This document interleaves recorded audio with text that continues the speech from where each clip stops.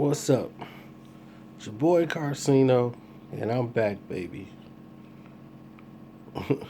Now, this is what we at Carceno's Hood Stories. I think we had 15. I've lost count. Um, what happened? Uh, where we leave off at? Tonio Smith getting his starter coat taken. That's where we left off at. And he was going up to Corliss to get it, which was part of the Corliss Wars that started between Harlan and Corliss. Now, what had happened was quite simple. Okay? Um, Antonio Smith decided that he was upset because he came to school the next day and he had that wonderful starter coat that his mom had bought for him. And then everyone knew that you either had the knockoff that wasn't the starter and the one with the actual NBA logo. You know, then everybody know what's real and what was fake. And when he got that Giants stolen, he went back to his old Bulls one. And he had it wasn't a starter though, he just had that regular Bulls on and was like, man, I'm going up there to get my jacket. So he went and grabbed a stick or something and was going like, I'm finna walk up to Corliss. I'm like, that's dumb. You finna go up to the school by yourself to go up there to get a coat? He was, yeah. So what he really was saying, without saying it, is trying to get everybody to go with him on this mission to go up to the school to go fight. But I got 8 period. I'm not finna cut class to go fight an entire school. 2 people. We finna go fight an entire school to get your coat back. No, I'm going to 8 period. Most of the people got out in 7th period. I had 8 period. So I had to go to class. So that was my priority. And fighting to get his coat back wasn't wasn't my idea of a good time. So he goes up there with the stick to go get his coat back. They take the stick from him and break his jaw. So now Antonio Smith comes back and his jaw is wired because somebody took the stick from him and whacked him with it. Now, let me tell you who Antonio Smith is. Tonio Smith is a great human being as far as if you've seen The Karate Kid or any of those movies where the guy's being bullied and stand up to him. Somebody must have told him at some point, like, don't let no one ever pick on you or you stand down, because he stood up to everybody. He will fight you. He was the littlest guy, with the biggest heart. And he didn't care how tall you was, how big you was. He was going to fight you. But unlike the movies, he didn't get the victories. He was like maybe 1 for 27. But he was fighting you. And he was going to stand his ground. And he would make you proud. But in the end results, he going to be the one knocked out. That's just how it was. And to go back, I think it was just a day prior, was our football game, Corliss versus Harlan.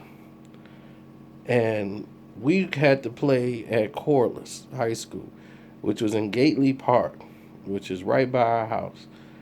And the game broke out so bad with all the trash talking, and Drew's probably listening to this, he know more than I did. They took their helmets off and started fighting each other, and people started fighting in the stands, Corliss and Harlan, so the school fighting each other, and this kicked off the wars. So the party that they showed up at, them people who went to Corliss was there. They saw Antonio Smith, and they got into it, and they eventually beat him up and took his jacket.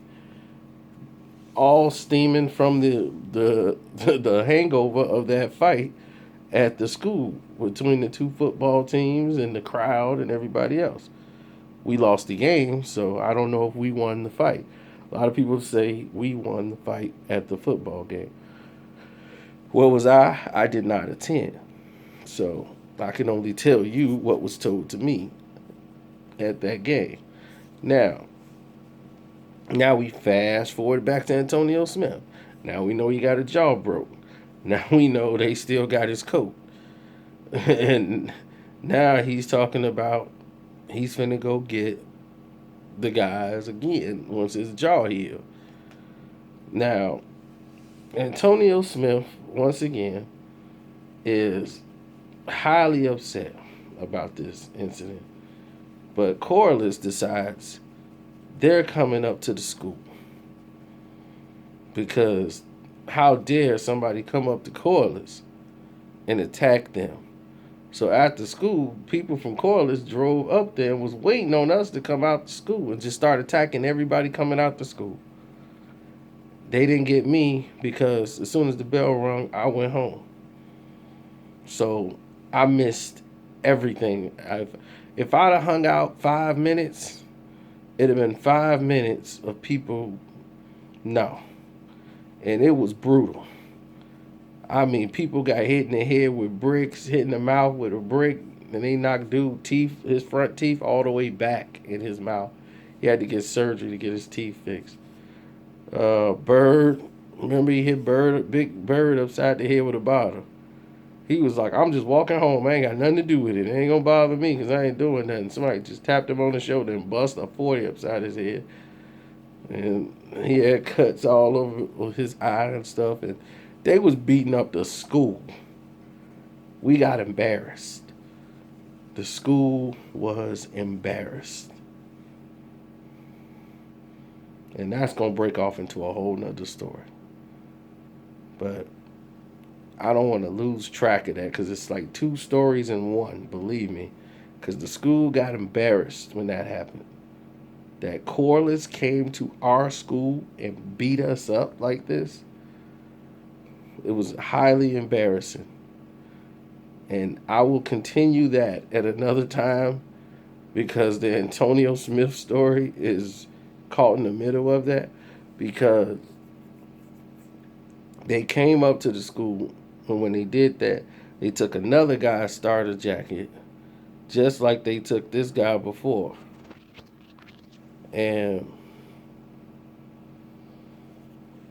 And this is what I've been trying to tell people all along is certain people, it's like it don't play out like the movies. You could be the hero, but you know, when the credits roll and stuff and they yell cut, this continues. It's no ending. And the bad guy don't come up there and give you a pound and say, let's be friends. No, he'll be back if he loses. You just gonna have to be prepared for it. So Antonio Smith got into it with David Carroll up in the locker room. And he stood up to David Carroll and fought him head up. And it was like a tie. It was like a fight that Antonio Smith didn't lose. It was like, man, he stood up to Dave. David Carroll, man, he stood up to Dave. And Dave is like 6'3", 6'4". Antonio Smith is about 5'7", 5'8", you know, and when you got a guy like that standing up to a guy like this, and he's normally loses fight, but he stood up and he fought him to a draw, and that was cool because Dave used to like to try to bully people. So when that happened, everybody was excited for him. It was like, man, good way to go, man. Way to go. And he got him another starter jacket. You know, he was right back in the game. Next thing you know, he goes to gym. David ain't going to let nobody going to the sunset off him. David saw him changing clothes and just sucker punched him. Knocked him completely out. He got suspended, but Antonio Smith was knocked out. He had just got his stitches out his mouth, just got a new starter jacket. He was right back in the game. Just got knocked out again, but he still had his starter coat this time. Then somebody stole that one. And they stole it out of his gym locker. And once again, Antonio Smith has to fight Marty. Marty got involved and he had to fight Marty. And he done ticked off Marty and the Gangster Disciples. Oh, gosh. Marty told Duke and all the rest of them, they were surrounding the school. I've never seen Antonio Smith talk so hard. You know how when the teachers and the superintendent and everybody else show up in the school, and they all right there, so you know there ain't nobody finna do nothing in front of the superintendent and the principals and all them. So he got bold, stood up. Come on, Marty, ain't nobody scared of you.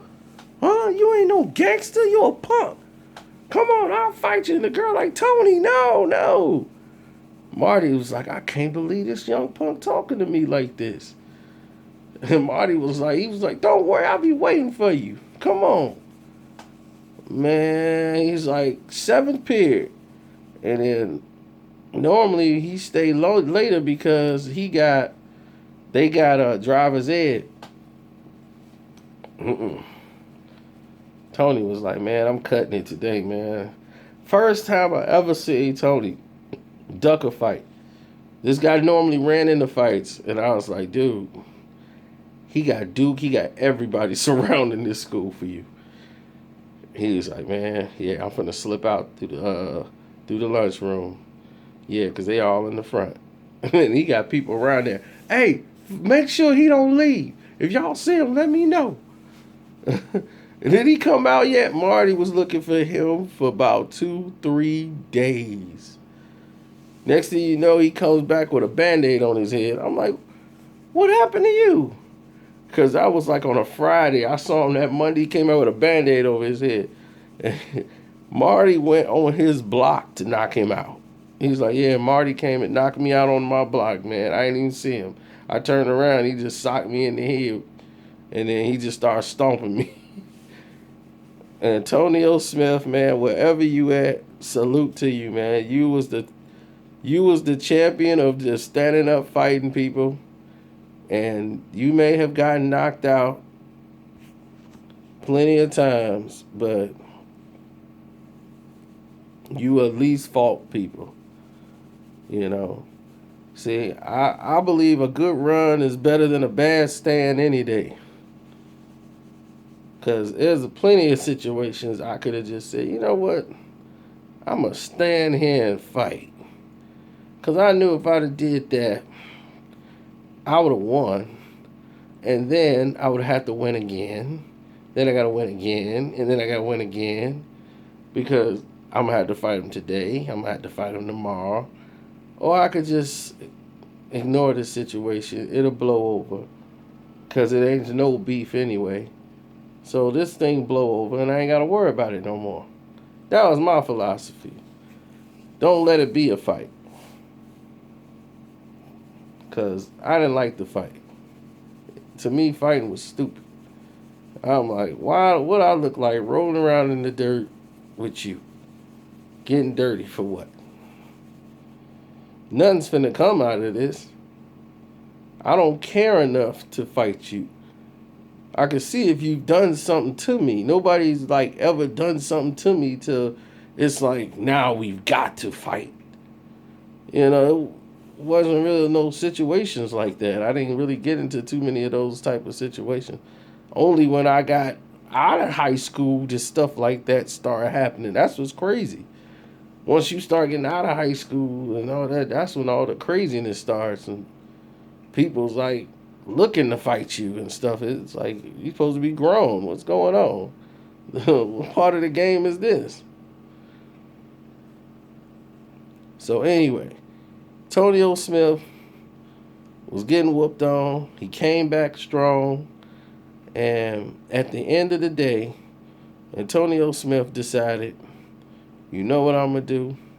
I'm going to go ahead and I'm going to see the guy at Corliss and get my jacket back because he be over, where he lives. So Antonio Smith one day went back over there. The guy was wearing that Giants of Antonio's. Antonio called him and was like, look, dude, it's me and you fight. That's just it. And you going to have to keep fighting me. But, dude, you can't just walk away with my jacket.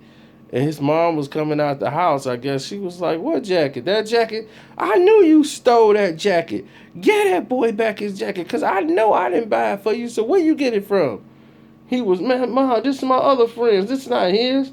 He's just trying to get my jacket. He was like, nope, my mama bought me that jacket. I'll call my mama right now. She was like, boy, take that coat off and give it to him right now. Take it off. And Antonio Smith got back his Giant starter. So that's one starter he got back. The Bulls starter got stolen. So he had the fake Bulls jacket. He had another starter. Wasn't the San Fran. That was the other guy had the San Fran. It was the Giants, the Bulls, and he had another starter that his mom bought him. But whatever she did, she kept getting that boy starter coats. See, back then we had the starter and the Eddie Bauer. You had to have an Eddie Bauer and a starter jacket, and you was all good. But Antonio Smith, man, got that jacket back, and I was proud of him. He stood his ground. And then I will continue with that Corliss War with the high school on the next one. I'm out.